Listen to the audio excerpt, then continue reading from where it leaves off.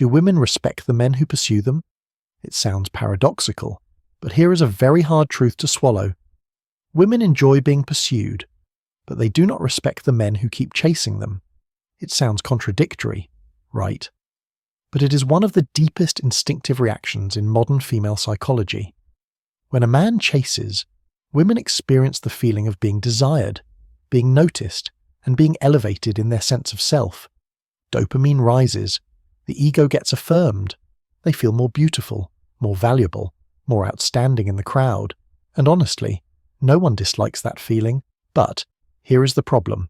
They like that feeling, but they do not respect the person who gives them that feeling. A man who puts them on a pedestal, treats them as the center, loses his position in their eyes. And from here, the paradox begins to reveal itself. Women like attention, but they respect the man who does not make them his number one priority. They like being cared for, but are strongly attracted to the man who keeps his life's focus intact. A man who does not neglect his goals because of a woman. A man who does not lose his composure just because of a difficult text. That is the kind of man who earns real respect. And here is an extremely important insight in the age of social media. Women receive too much attention. A simple photo can get hundreds of likes and dozens of messages from random men on dating apps. Just a single swipe gives them a new lineup of choices, meaning male attention is no longer scarce. It's no longer valuable the way it used to be. And when something is no longer rare, people stop appreciating it.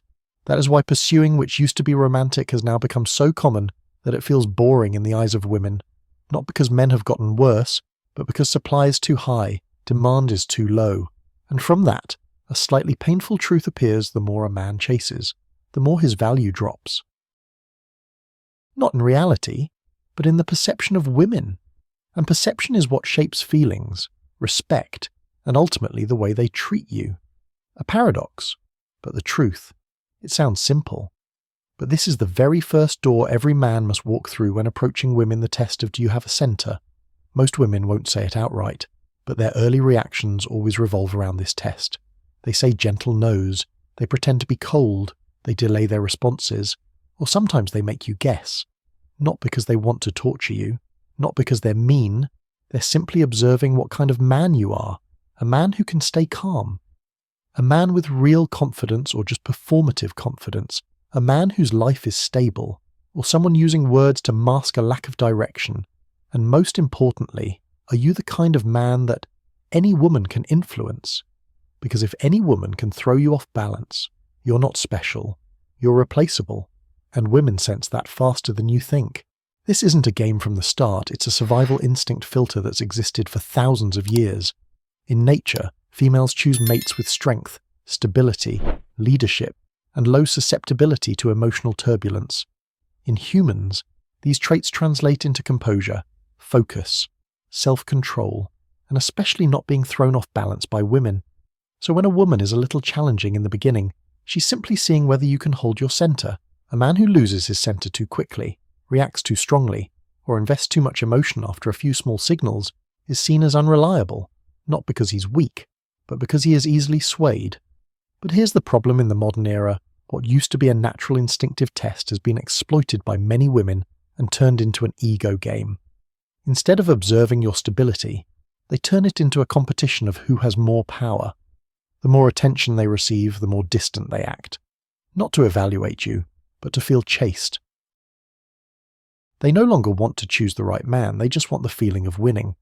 This is when the selection test turns into the ego game, a game where the more a man invests, the more he loses. And the sad part is many women don't know when they're performing a genuine test and when they're unintentionally sabotaging their own chances.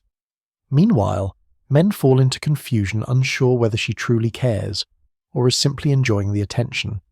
That's why understanding this test is crucial, not so you can try to pass it, but so you can know when to move forward and when to walk away. Because a woman who genuinely wants you will not drag you into an endless game, and a woman who only wants to feed her ego will never let you reach her real heart. This is the part most men overlook, yet it is the pivotal turning point in the entire process of approaching women. If she tests you, you must test her back. It sounds confrontational, but it's not. It's simply balance. She observes you, and you observe her. Because if a relationship is unbalanced from the beginning, You will be the one who suffers later. So what does testing back mean? Simple. You look to see whether she shows any genuine signs of interest. If she doesn't invest even the minimum effort, doesn't reciprocate your energy, doesn't try to keep the conversation going, and doesn't show any initiative, then brother, you stop. Because if she truly likes you, there will always be at least a small sign for you to notice, just one small signal. But if she just stands still while you chase, while you keep proving your value, then that's a sign you are stepping into the ego trap her ego's trap. In that place, you're not the man she cares about. You're simply a supplier of emotional stimulation, someone who boosts her sense of worth, and the more you chase, the tighter the trap closes. And here is another important point: if a woman has no actions to match her words, that's not interesting. That is her consuming your energy. You text her, she leaves you on scene. You ask how she's doing, she replies half-heartedly. You suggest meeting, she avoids the topic. All of these are very clear signs, and you don't need complicated analysis. Just remember, real interest always comes with real action. Testing her back isn't about punishing anyone. It isn't about acting superior. It is how you protect your own value.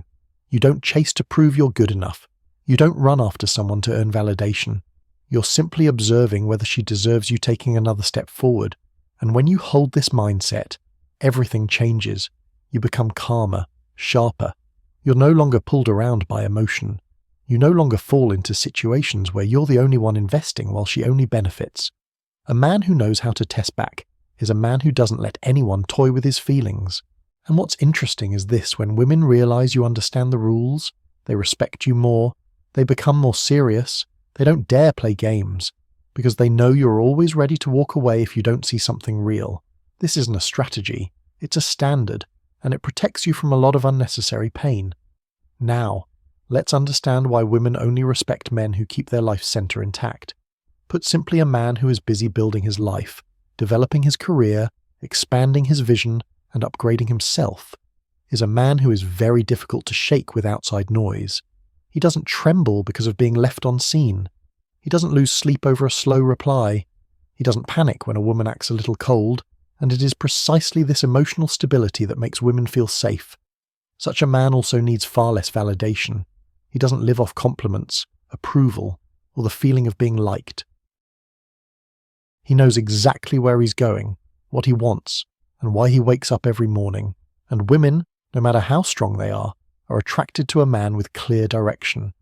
They can feel the difference between a man who lives for his purpose and a man who lives for attention. When a man has a purpose greater than women, meaning he does not place women at the center of his universe, he becomes different instantly. Most men out there are wrapped up in trying to please women, chase them, and prove their worth. But a man with a real mission does not. He does not use women to fill a void. He uses his life to create value. And this activates what psychology calls pre-selection, meaning women respect and are drawn to a man who is also respected by others. When you focus on yourself, you naturally become more disciplined, stronger, calmer, and more attractive. Women sense this as a type of energy. They feel that you are a man with structure and consistency. These traits create safety and respect, something no dating trick or tactic can ever produce. On the other hand, when a man chases excessively, he unintentionally sends out a simple but extremely dangerous signal: I don't have anything better to do. In women's eyes, this lowers your value instantly. Not because they're cruel, but because they immediately associate it with a lack of purpose, a lack of discipline, and lack of inner foundation. A man like that is no longer attractive. Women are wired to look for a man who can lead emotions, not a man whose emotions are being led by them. And if you can be thrown off balance too easily by their mild coldness, they won't respect you. Here's the interesting part. Men think chasing shows sincerity. But women see the opposite. You're too available, too invested, and placing them higher than necessary.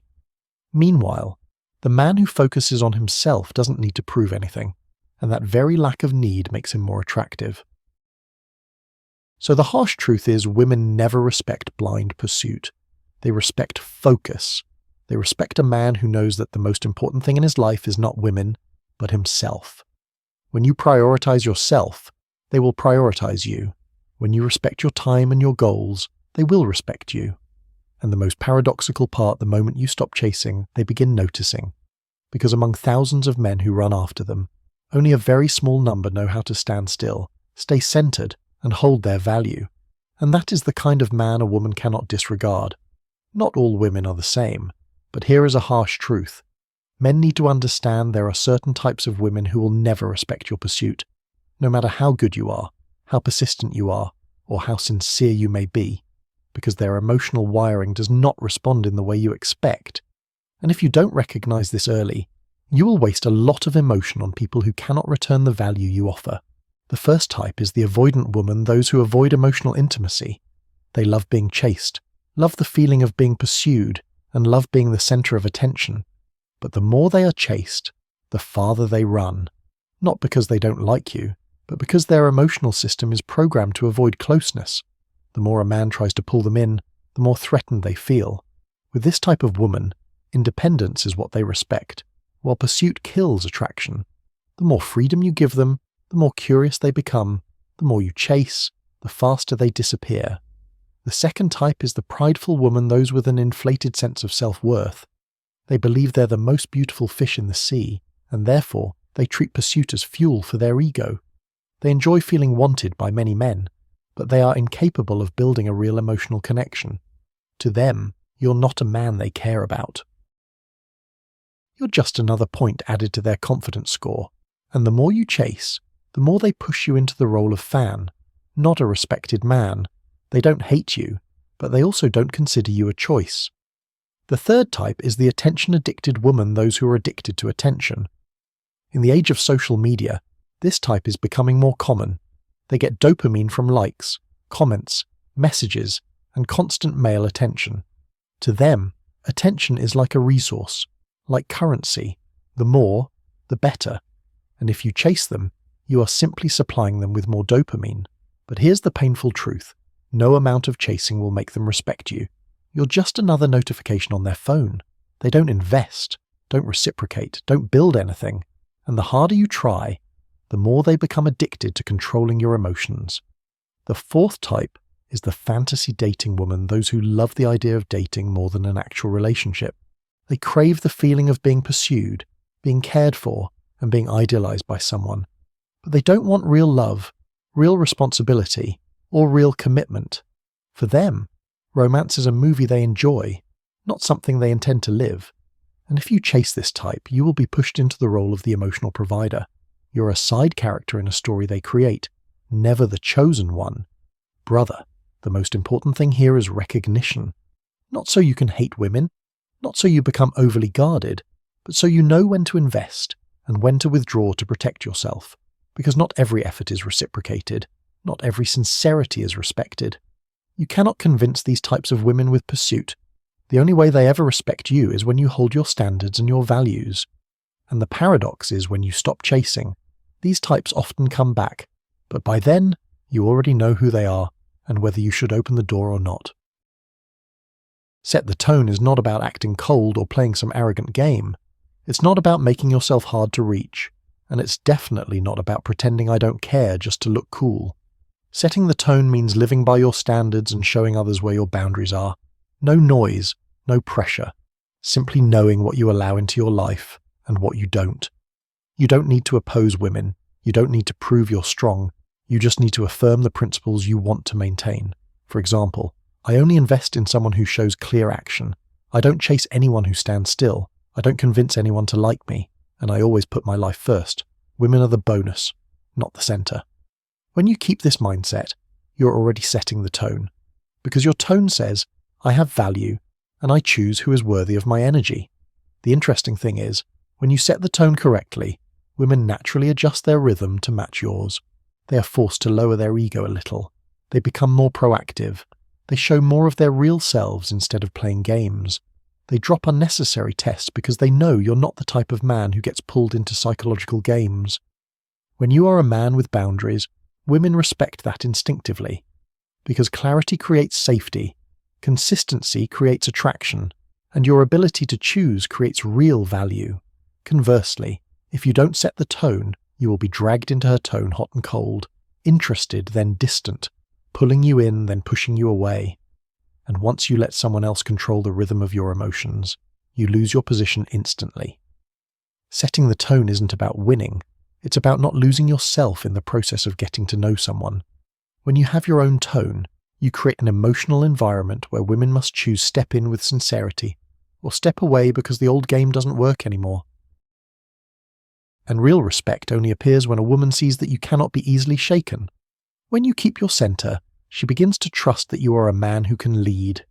She sees that you're not just another guy out there craving to be liked. Setting the tone means you live by your standards, not hers. You don't change your rhythm just because you're afraid of losing someone. And it is exactly at that moment you become the type of man women must take seriously, must pay attention to, must respect. Respect doesn't come from words. It comes from how firmly you stand in your own life.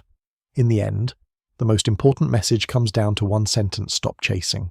Not because you're not allowed to like someone, not because men must become emotionless, but because you cannot build a lasting relationship if you're the one running while she just stands there receiving. You are absolutely allowed to like a woman. You can take the first step or two to open the door, but you must never run an emotional marathon just to prove you are worthy. Feelings are not an exam, and you are not a contestant. If she shows nothing, you move on. If she only wants attention, you move on. If she doesn't build with you, doesn't invest, doesn't share energy, you move on. Simple, decisive, without anger, without blame. Because her silence and lack of action have already said enough.